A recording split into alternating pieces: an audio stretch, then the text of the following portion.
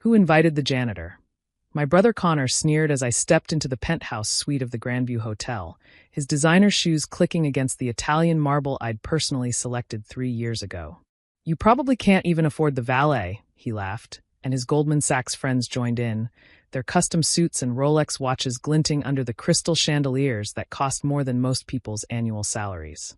I just smiled, adjusting my simple polo shirt and jeans, the same outfit they'd mocked at every family gathering for the past 7 years, pulled out my phone, and sent a quick text to Robert, the manager.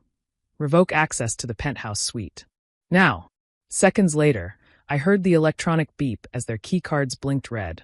Locked out of my hotel. What the hell? Connor's best man, Bradley, swiped his card again. Red light. The card's not working.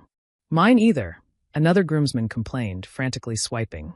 Connor rolled his eyes, still oblivious. Typical of this place. They can't even get the keycards right. Marcus, you still here? Go down to the front desk and fix this. Take the service elevator. You know where that is, right? From all your minimum wage jobs. The service elevator. The one I'd insisted on upgrading with biometric scanners to protect our staff from exactly this kind of entitled guest behavior. Actually, I said, pulling out my master key card, the black titanium one that opened every door in the building. I think I'll take the main elevator. But first, let me introduce you to someone. I texted Robert again. Come to penthouse. Bring security. Security. Connor laughed. What? You're going to have us thrown out of my own bachelor party. The party I'm paying $15,000 for. Interesting thing about that payment, I said, settling into the Italian leather chair I'd imported specially for this suite. It was declined. Bullshit, Connor snapped. My credit limit is $50,000, I know. But you maxed it out on the wedding expenses.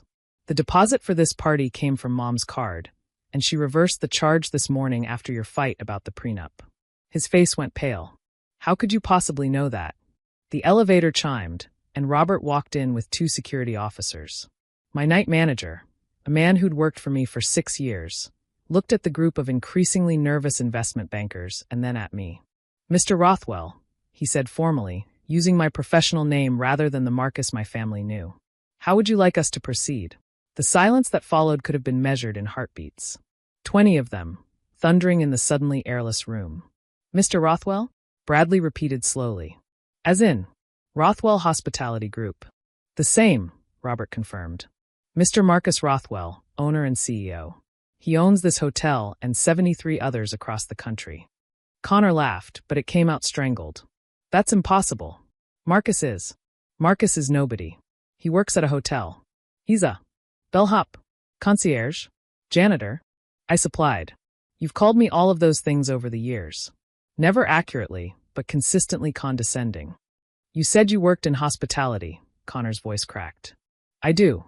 I own a hospitality empire worth $1.4 billion. That's definitely working in hospitality. But you live with Mom, one of the groomsmen protested. I have an apartment in the residential tower next door. The penthouse, actually, the one you all said was owned by some mysterious billionaire. But yes, I stay with Mom when she needs help, which has been often since Dad died. Someone had to be there for her while Connor was too busy making money to visit. This is a prank, Connor decided, his face flushing red. An elaborate, cruel prank. Robert cleared his throat and pulled out an iPad, showing the Forbes article from last year.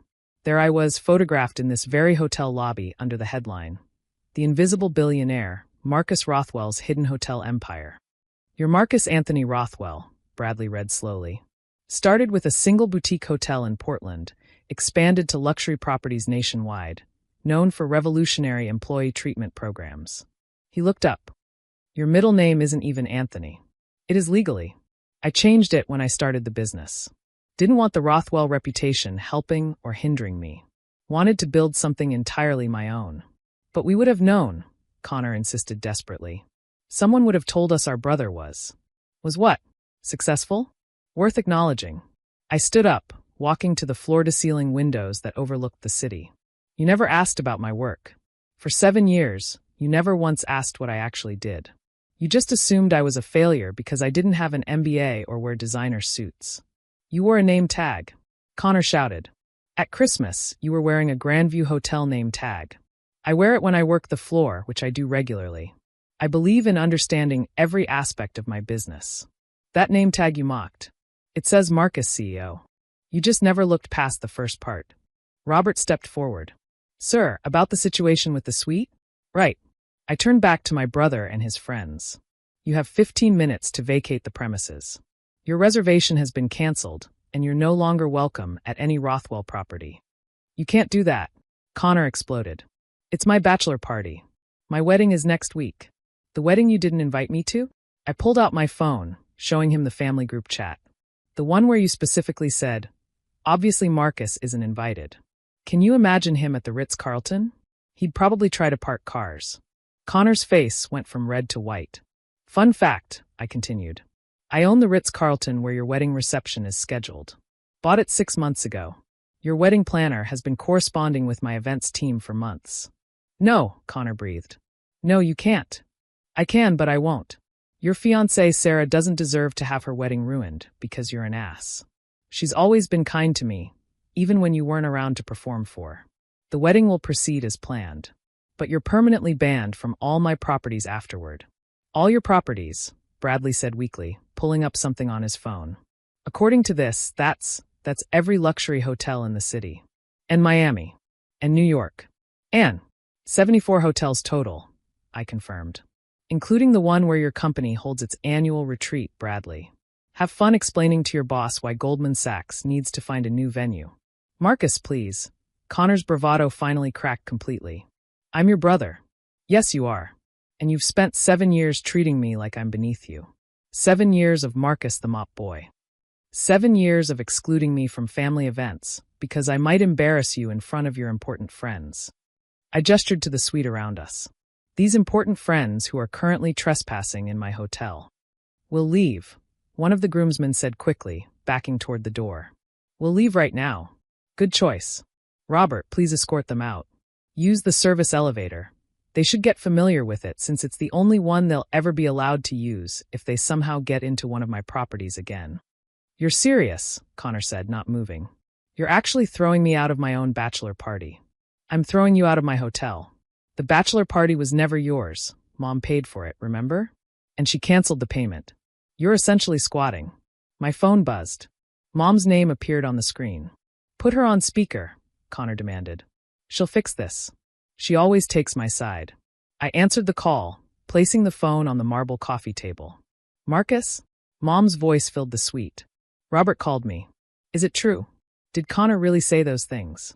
Which things, Mom? The janitor comment? The minimum wage joke? Or the part where he uninvited me from his wedding? All of it, she said, her voice heavy with disappointment. Connor, are you there? Mom, he's lying. He's pretending to own the hotel to embarrass me in front of my friends. Connor James Morrison. Mom's voice turned sharp. Your brother has owned that hotel for 6 years. I've known for 3. Who do you think covered your investment losses last year? Who do you think paid for your MBA when you got fired and couldn't afford tuition? Who do you think has been supplementing my retirement income so I could maintain the lifestyle you insisted I deserved? The silence was deafening. Marcus did all that? Connor asked in a small voice. While you mocked him. While you called him a failure. While you were too important to visit me unless you needed money. Mom's voice cracked. Your brother built an empire while sleeping in my guest room, so I wouldn't be alone after your father died.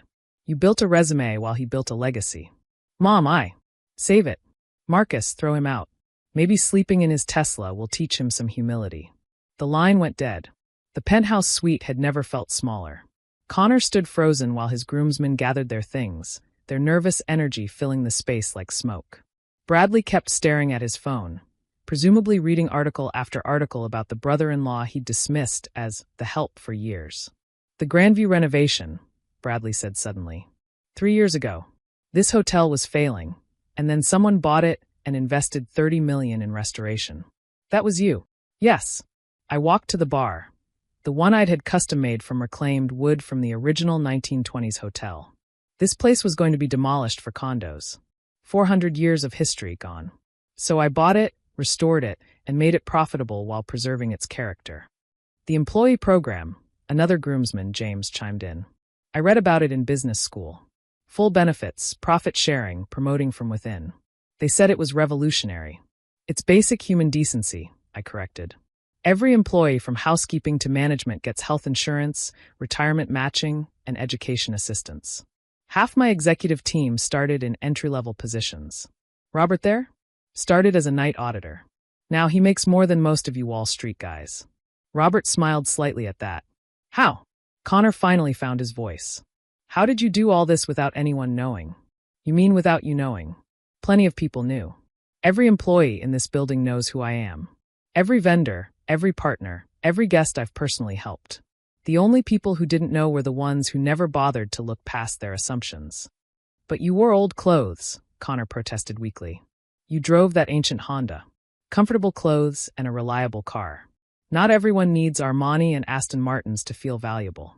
I poured myself a scotch from the bottle I kept here. A 40-year-old Macallan that cost more than Connor's monthly salary. Would you like some? It's excellent. That's a $20,000 bottle, James breathed. 23,000, actually. But who's counting? I took a sip. Connor, last chance for a drink with your brother. He moved forward mechanically, and I poured him a glass. His hands shook as he took it. Why? He asked finally. Why hide it? Why let me treat you like garbage? Because I wanted to know if my brother could love me without my money. If family meant more than status. I got my answer. I set down my glass. Every family dinner, every holiday, every birthday, you made sure I knew exactly where I ranked. At the bottom. The embarrassment. The one who couldn't even get a real job. I was trying to motivate you, Connor said weakly. No, you were trying to feel superior. There's a difference. Robert's phone buzzed. He checked it, then looked at me. Sir, there's a situation at the front desk. What kind of situation? Sarah's here. Connor's fiancée. She's upset. Connor went pale. She wasn't supposed to find out about the bachelor party venue. She's not here about the party, Robert said carefully. She's here to see Mr. Rothwell. Sarah appeared moments later, still in her scrubs from her shift at the hospital. She looked exhausted, stressed, and determined. Marcus, she said, ignoring everyone else in the room. I need to talk to you. Sarah, whatever he's told you, Connor started. Shut up, Connor. She didn't even look at him. Marcus, I know about the hotels. I've known for 2 years. That was unexpected. How? I'm a pediatric surgeon. You donated $10 million to build our new children's wing. I was on the committee. Your name was on everything. She pulled out a folder from her bag. I've been wanting to talk to you about this for months. About what? About him. She finally looked at Connor with an expression I'd never seen before, disgust. About the man I'm supposed to marry next week. The one who laughs about his loser brother, while that same brother funds children's cancer treatment. Sarah, I can explain, Connor tried. Explain what? How you spent last Christmas mocking Marcus for pretending to have a job, while he was anonymously paying for our wedding because I mentioned my parents couldn't afford it. How you uninvited him from our wedding because he might embarrass you in front of your banker friends. How you've been lying to me for 2 years about why your brother never comes to our dinners. You knew I was paying for the wedding? I asked, genuinely surprised. The payment came from Mr. Hospitality LLC. It wasn't hard to figure out. She turned back to Connor. Your brother gave us our dream wedding as a gift, and you uninvited him from it. I didn't know. Connor protested. That's the point.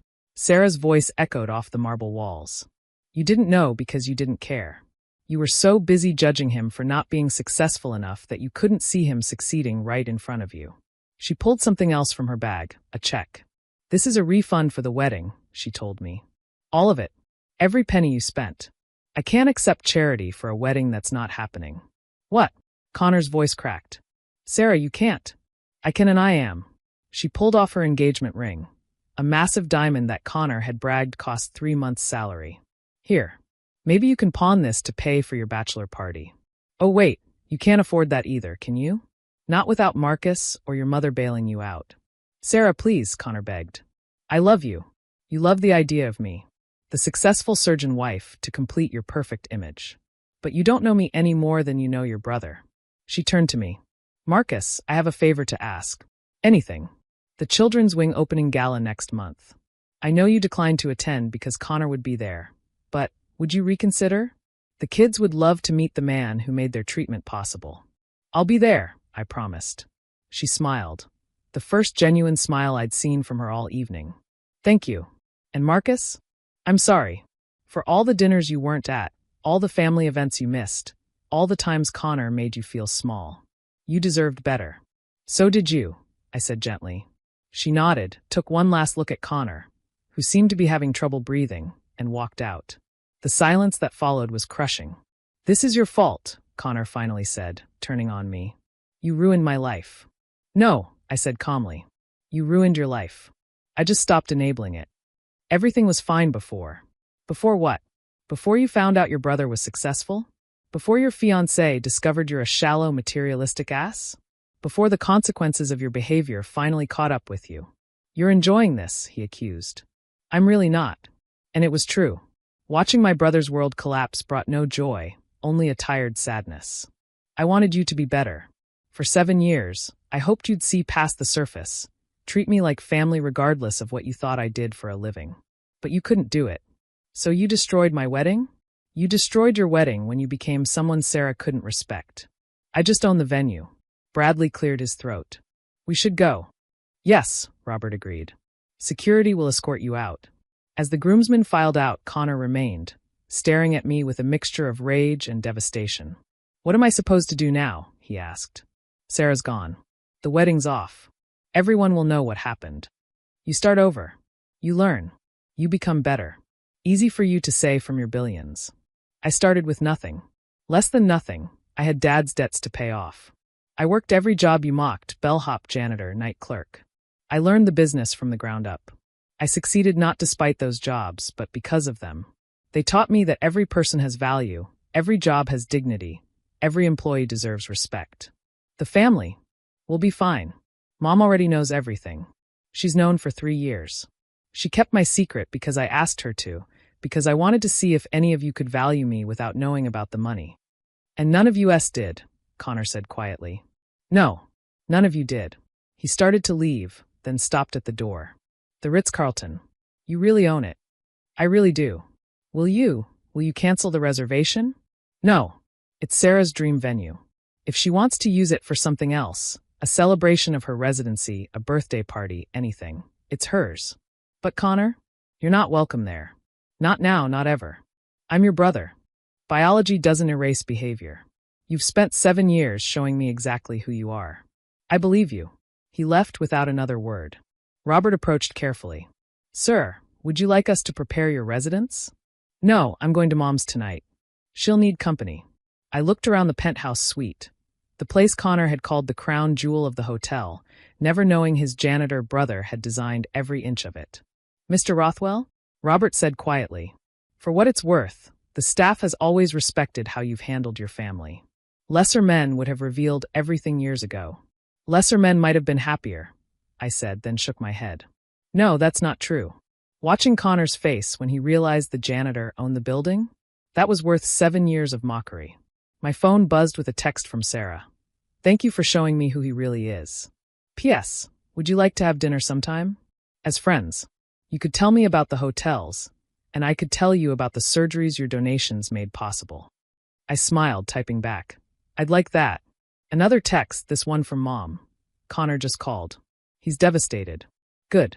Come home. I made your favorite dinner, and we can talk about the Children's Wing Gala.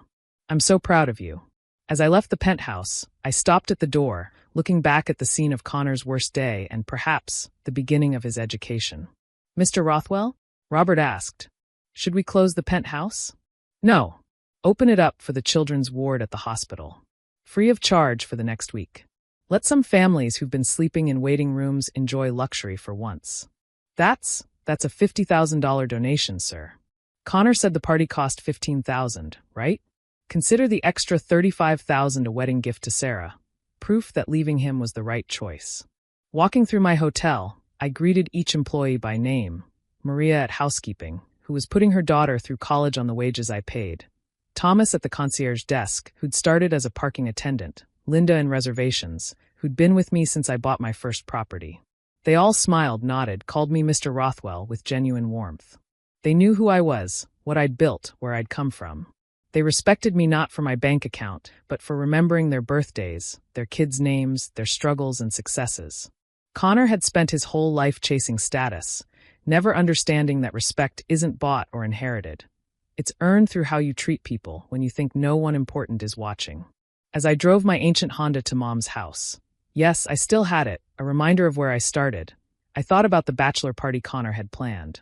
Bottle service, VIP treatment, a night of pretending to be more important than everyone else. Instead, he got the truth, that the brother he'd dismissed as nobody was everybody's somebody. The janitor he'd mocked signed his paychecks. The failure he'd pitted was his greatest success story he'd never tell. My phone rang. An unknown number, but I recognized the voice immediately. Mr. Rothwell? This is James from Tonight. I'm sorry to bother you, but I had to ask, are you hiring? At any of your hotels? I'm tired of Goldman Sachs. I want to work somewhere that values more than just the bottom line. I smiled. Send me your resume. But James, you start at the bottom. Every executive in my company has worked every position. Can your ego handle being a bellhop? After tonight, my ego could use the adjustment. Then we'll talk. As I pulled into Mom's driveway, I saw Connor's Tesla parked outside. He was sitting on the porch steps, head in his hands. She's not letting you in? I asked, getting out of my Honda. She said I can't come in until I apologize to you. Really apologize, not the fake kind I do for business. And he looked up, and for the first time in 7 years, I saw my brother. Not the investment banker, not the status seeker, but the kid who used to split his Halloween candy with me. I'm sorry, he said simply. For all of it. For the jokes, the exclusion, the assumptions. For being such a colossal ass that I lost the best thing in my life because I couldn't see value in my own brother. That's a start, I said, sitting beside him on the steps. Sarah's really done? Can you blame her? No. He was quiet for a moment. You really donated $10 million for the children's wing? $15 million, actually. But who's counting? Why? Because I can. Because kids shouldn't suffer just because their parents can't afford treatment. Because Dad would have done it if he'd had the money. Dad would be proud of you, Connor said quietly. He'd be disappointed in you, I replied, not unkindly. But disappointment isn't permanent. People can change. Can they? Can I? That's up to you. But Connor, real change means seeing the value in everyone, not just the ones with impressive titles. It means respecting the janitor as much as the CEO. Can you do that? The janitor is the CEO, he said with a weak smile. Sometimes. And sometimes the janitor is just a janitor, working hard to support their family, deserving just as much respect. That's the lesson you missed. Mom opened the door. You boys coming in, or are you going to sit out here all night? That depends, I said. Is Connor staying for dinner? She looked at him sternly. That depends on Connor. Are you ready to be a brother instead of a judge? Connor stood up, straightening his designer suit that now looked more like a costume than clothing. I'm ready to try. Then wash up. Both of you. Dinner's getting cold, and we have a lot to talk about. Marcus, you need to tell Connor about the hotel in Dubai. Connor, you need to actually listen. And both of you need to remember your family. As we walked inside, Connor asked, Dubai? Hotel number 75. Opens next month. And you're really banned me from all of them? Currently, yes. For how long? Until you can walk into any of them and treat the bellhop with the same respect you'd show me. When you can do that, genuinely do that, we'll talk. That could take forever, he said. Or it could take a day. Depends entirely on you. Mom had set 3 places at the dinner table. The same table where Connor had announced I wasn't invited to his wedding, where he'd made countless jokes about his underachieving brother, where our family had slowly fractured along lines of perceived success. Before we eat, Mom said, I have something to say. Connor, your brother has been supporting this family for years while you mocked him for it. Marcus, your brother is an idiot, but he's our idiot. Both of you have failed each other in different ways. Tonight, we start over. Agreed. Connor and I looked at each other across the table. 7 years of hurt, mockery, and misunderstanding sat between us like an unwelcome guest. Agreed, we said in unison. Good. Now eat. And Marcus, tell us about Dubai. The real story, not the modest version you always give.